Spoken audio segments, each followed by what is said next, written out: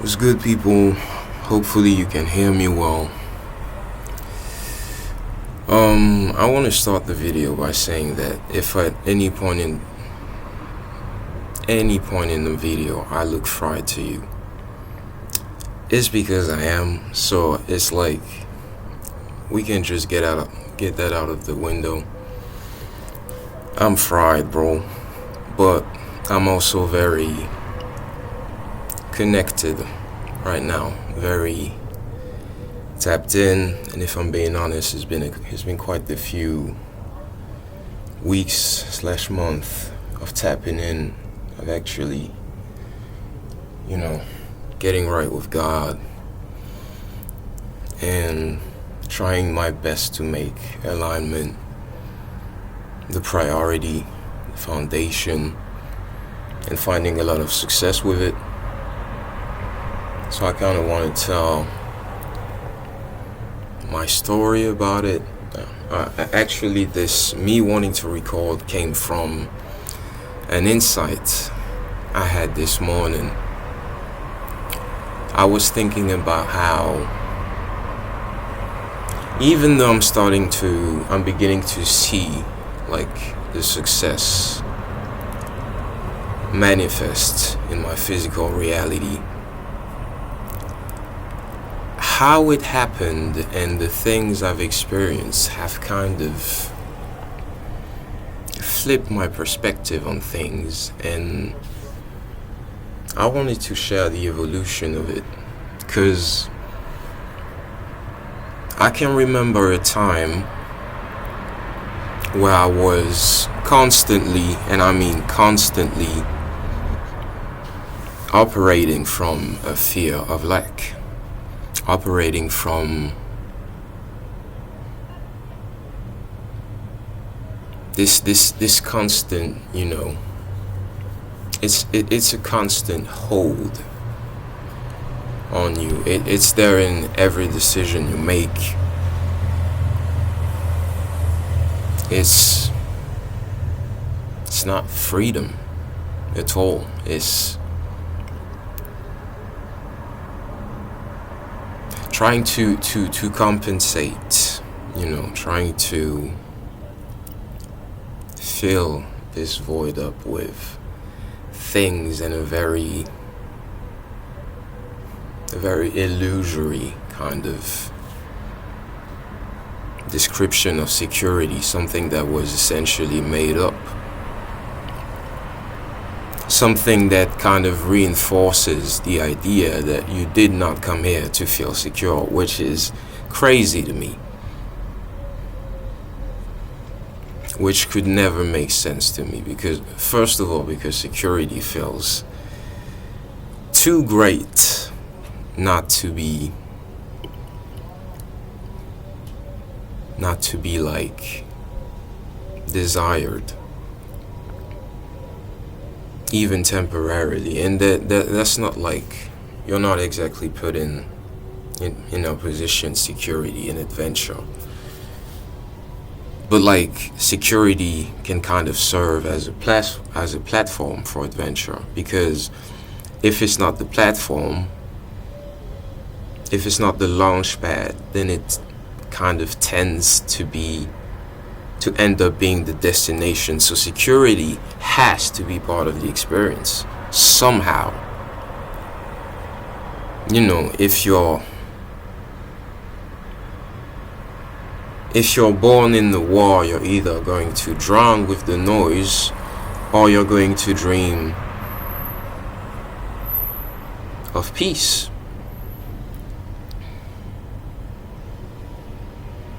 And from an experience that's probably considered, which is, it's kind of crazy to me to say, like, as if life could be too peaceful. But then again, this thrill, this necessity for adventure, this curiosity we have as human beings has to be satisfied somehow. So sometimes when it's too peaceful, we long for discovery, we long for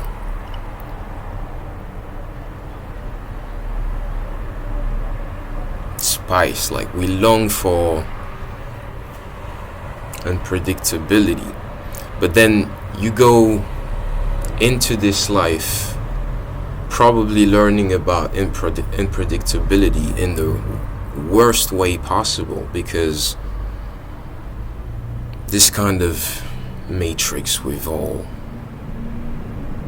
or not all, but a lot of people watching this video probably, if we've not like grown programmed by it, then there's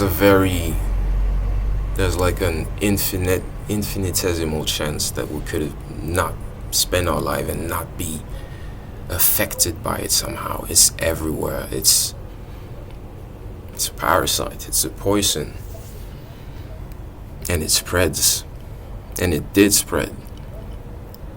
This idea that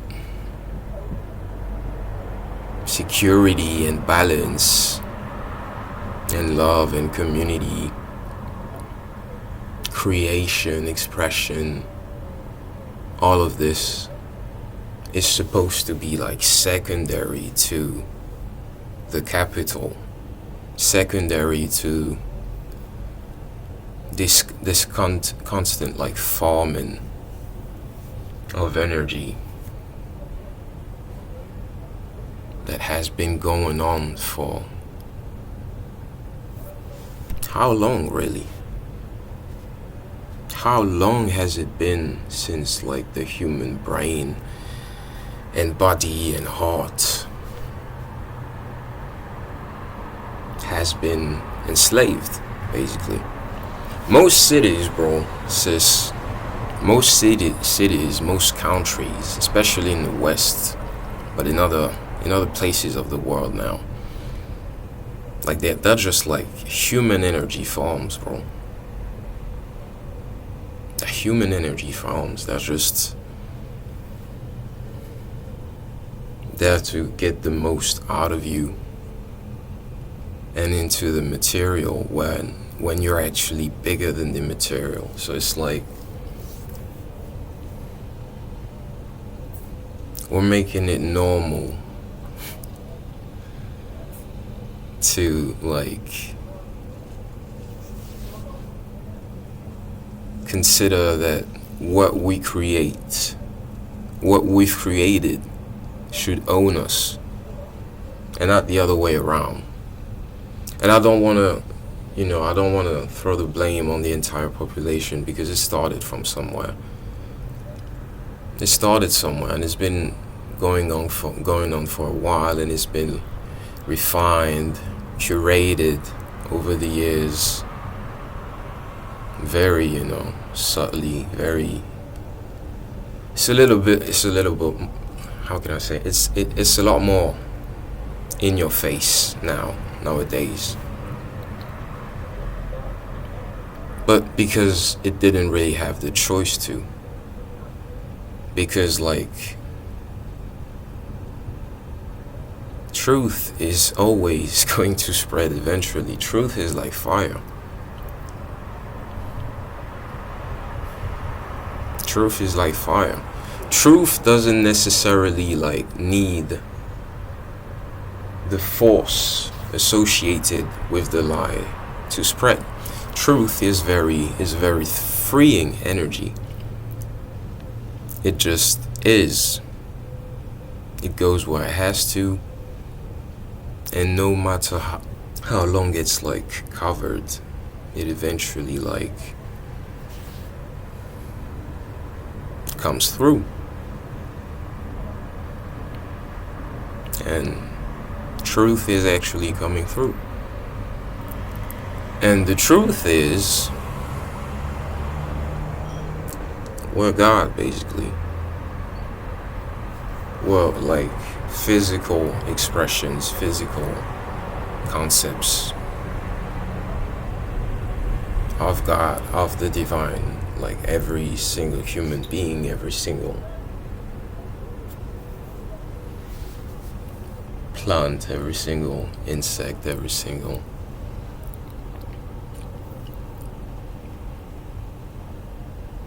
cloud, bird, whatever It's just godly energy in different concepts. So we have these capacities, we have these affinities, we have these gifts. We're very adaptable, we're very smart, we're very creative, we're very social. As in, we're not social like, we're not meant to be social twice a year, you feel me? And maybe there could be like, I think every experience is worth its baggage, is worth its weight in lessons. But you do carry traces of things, very, very deep and very profound traces of things. It's very easy for human beings to be bruised, as resilient as they are, especially during times when they're in their purest form, which is childhood. We're very pure, we're very open, we're very observant. And we learn things, and the things we learn early, they truly, truly define our experience, because they serve as the foundation. So if the thing that you learn first is that you're dependent on this machine, you're dependent on this idea of this collective nanny that is very demanding of you, probably too demanding, but for like good reason, she says. And she'll take care of you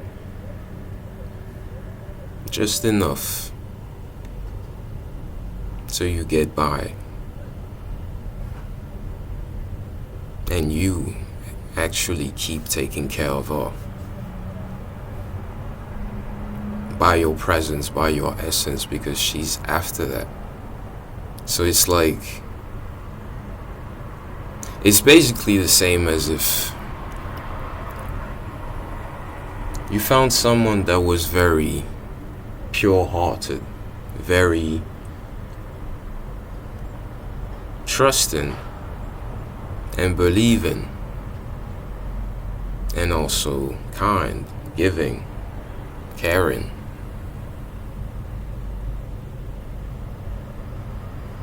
Boundaries are known, respected, understood, discussed. And like, you were some, I don't know, sad, traumatized experience. Like, you were everything. You were all the things. You were like a concentration of all the things that could happen to someone and take the hope away from them. You would look at this person as like the golden ticket. And like, you probably would have been starved for so long of everything that's pure about the world, that's pure about the divine in this experience. The only thing you can think about in the moment is getting the essence, when the source of the essence would probably gladly give it to you in a healthy way if you'd asked. But you don't remember what it feels like to receive. You don't remember what it feels like to ask either, to be able to ask. So you just drink the essence. And you spend so long being this sad collection of like traumatized feelings and guilt and shame and regret.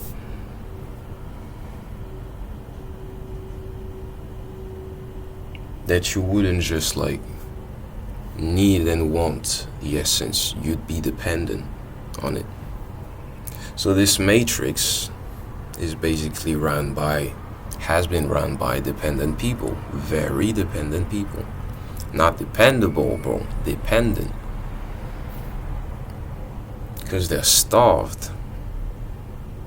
They're starved of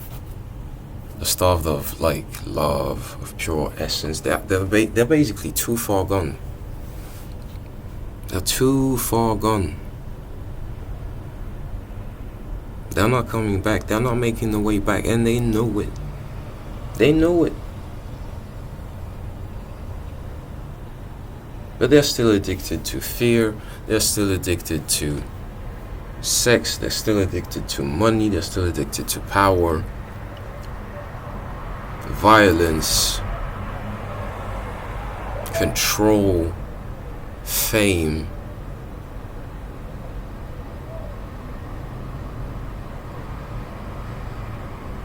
I feel like I want to say extravagance, but I don't know. I've never considered it like a negative word. But it popped out, so I'm just flowing. But yeah, that's basically the people.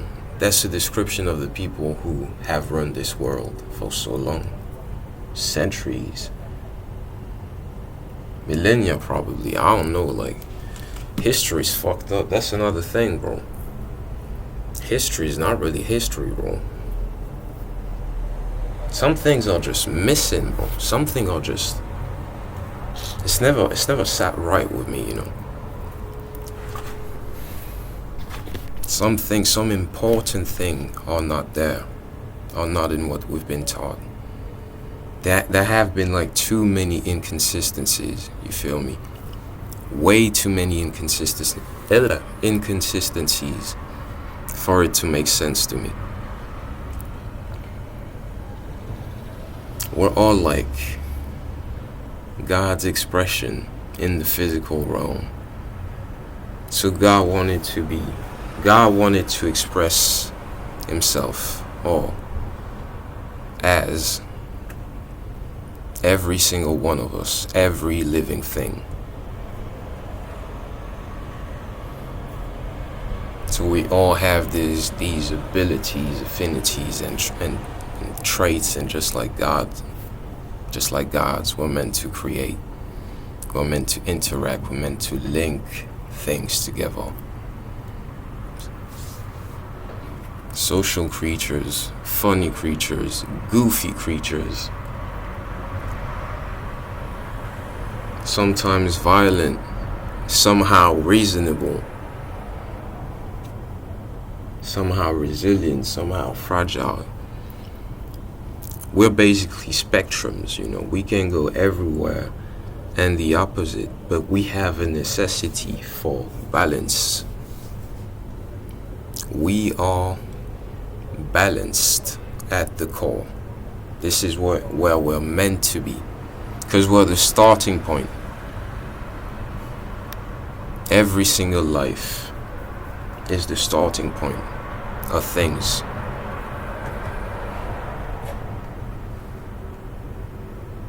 For this experience, the entire world, to me, I know it didn't start like, if you're thinking of time as something linear, I know the world started before I was born. But my recollection of life, like, I don't even have a recollection, or maybe I do have, but I'm trying to have access to it. Can I remember the moment I was born? As vividly as, for example, I can remember the moment I walked out of my apartment and came here to record. No, bro. So, considering that, having to think about what came before, collectively, I remember. But as myself, I can just imagine. And I recall as the days go on, because I resonate with different things. I just listen a lot more to my intuition these days. And it's a very reliable compass, the heart. Very, very reliable compass. That's why we call it the core. It's the energy center. And if your energy center is off balance, you're gonna be off balance. And this is not a world. The physical world is not about the heart. It's about the expression of the heart. It's a physical expression of the heart, but it's not the source. So if we have it backwards and we consider the external world as the source, as the starting point, we react and we don't listen and we don't look for critical failures and critical deficiencies from where they come from. We don't look at the heart. When everything screams from the heart, cries from the heart, like the purest emotions, it's either the heart or the gut. Like we talk about gut feelings, it's in there, it's at the core. We don't listen to that for some reason, or we do, but then it's like we question it. And then when we start listening to it, magically life changes. Magically life is starting to make sense. Magically this balance is coming forward again. Why the fuck do you think people go on holidays and feel like this sensation you have when you've not gone on holiday for a while and you go somewhere where life just really gets slower. Pace is just different there. You're not in the rush. You're not wondering about the next day or the next file you have to upload and whatnot. Your next, and some people probably still have to do it, but it's like when you really take a long break and it's like life just flows and happen and you're spontaneous, and sometimes you want to create, sometimes you have this idea that's popping up in these times where you're the calmest, these times where you're the least forcing things, and it just happens and it clicks and everything flows and you're getting inspired and you're living. You remember what it's like to live. This holiday life, bro, is probably the life we're meant to live, bro. This holiday life is probably meant to be the starting point of society as a whole. It's supposed to feel this like peaceful, purposeful, sensible. And it's like we've created, or they've created for us, but like we have a responsibility as individuals, especially as we're awakening, more and more of us, to really understand what it's about, really understand what life is about for you. I'm a chill dude, bro. I'm chill as fuck. I just like to sit in parks, contemplate. I like to listen to music. I like to make music. I like to work out. I like to stretch, play football, play video games, family, I like a lot of things that are supposed to be chill in the ideal picture that we have of them. I just love being there, bro. And that's my starting point. That should be my starting point. For every single one of us, it's the same.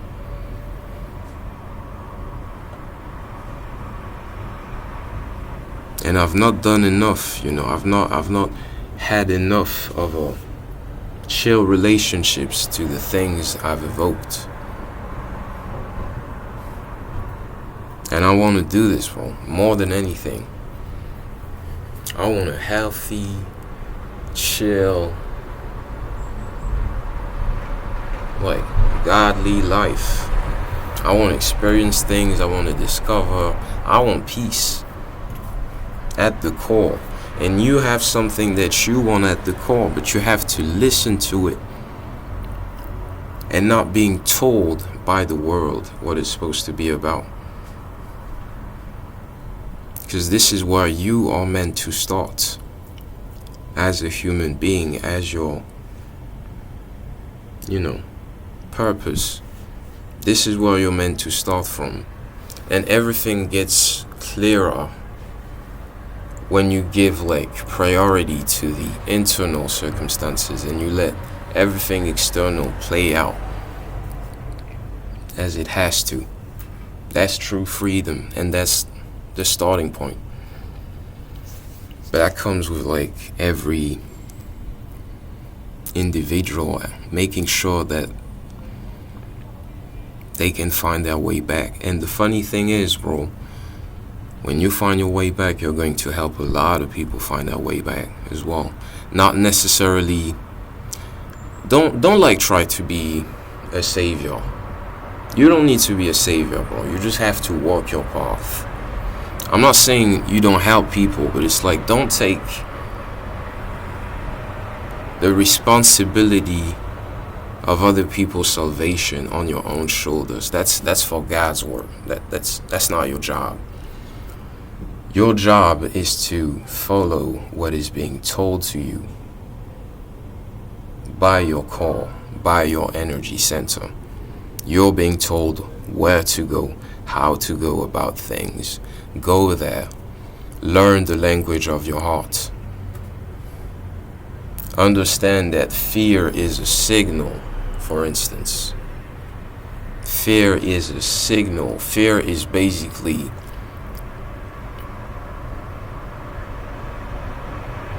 the moment, when you're playing, it's like this moment of tension when you're playing a video game and enemies just pop out of nowhere. And sometimes they're fucking more than you can handle at this time of the game. So you're put in really, really bad shape. So you're on 1 HP, 2 HP, 3 HP, but somehow you survive. Sometimes you don't. But let's say you survived. You're still playing the game. Many things you can do. You can quit. A lot of people do, and I don't blame them. Going from 97 HP to 3 HP at the beginning of the game will do this to someone. But if somehow you decide, something in you decides not to quit, which is kind of what happened to me. I guess I chose my heart, and my heart decided not to quit. My mind, bro, my mind thought about it multiple times.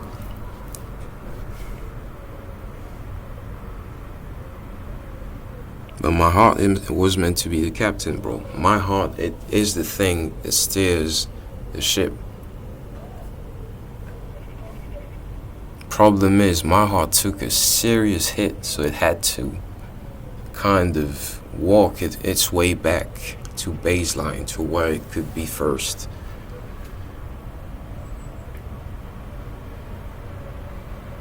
Useful to the mind, and the mind didn't have to take so much onto itself. It's like, yeah, basically you have the I don't remember what's the name of like the guy that's meant to be at the top. He's watching over and he's telling people, oh, if there's land. That's basically the guy who had to take charge of the ship during the wreckage because the captain, the heart, took so much of a hit. That's what happened to us. And that's how the word reflects it. And when we go back to the heart, bro, when the captain comes back and he's like, okay, bro, I'm gonna do my job now. I'm ready for it. I've had enough time to reflect. I've had enough time to restore things to how they were. The captain is basically steering the wheel again. That's what coming back to the heart does. And it's like it has to be the captain. Has to be the captain, bro. The captain has to steer the wheel. Because it was never the I think it's the watch. I don't know. Tell me in the comments if you know. But basically, it was this guy, the guy watching and telling other people where land is, what to expect, like on the horizon.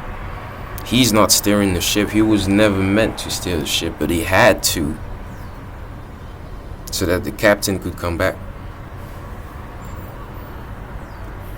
But it's almost like the guy has steered the ship for so long, even when the captain is back,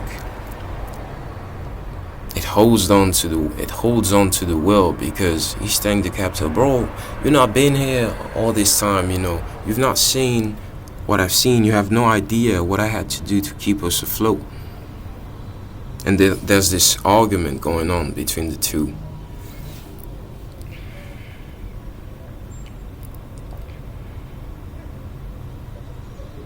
And sometimes like the watch is resentful to the captain, because it's like,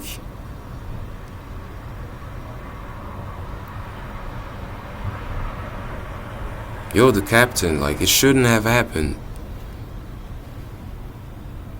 I can't exactly forgive you for letting it happen, not understanding that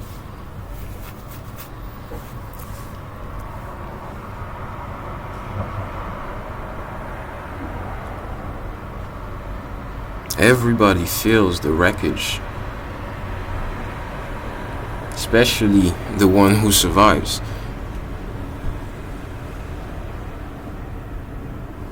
Because the one who survives has to deal with the loss, has to deal with the idea of potentially not being able to leave, not being able to stay, not being able to take on the responsibilities that income to the captain.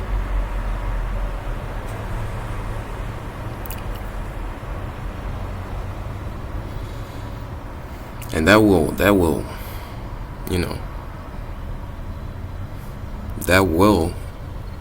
inevitably create chaos, create this loss of balance. So this is where we are. This is where we've been. This is where we've been all this time as human beings. But we're coming back to ourselves, we're coming back to our hearts, and the captains are steering the ships once again.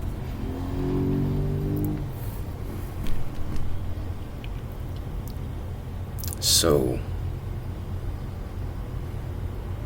we're feeling it. We're feeling it. We're in two different worlds right now. We're in this transition period. I personally, bro, I feel like I'm in the right side. I'm on the right side of things for myself, because I've chosen myself again. and myself has chosen me, and myself is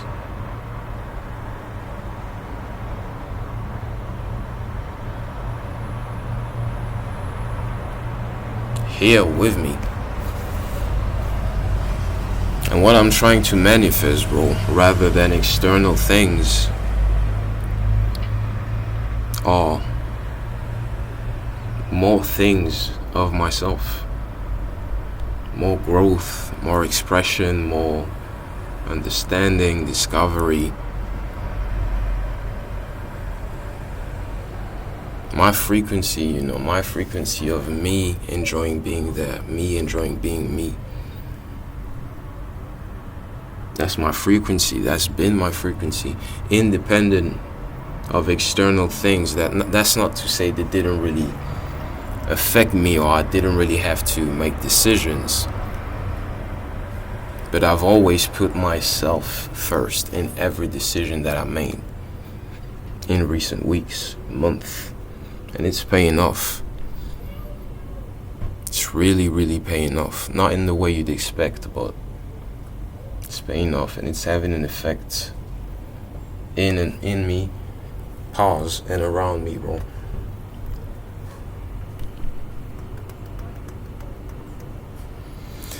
But yeah, bro, I'm good. I've been good lately. I wanted to share that. It's what we are, bro. Chilling.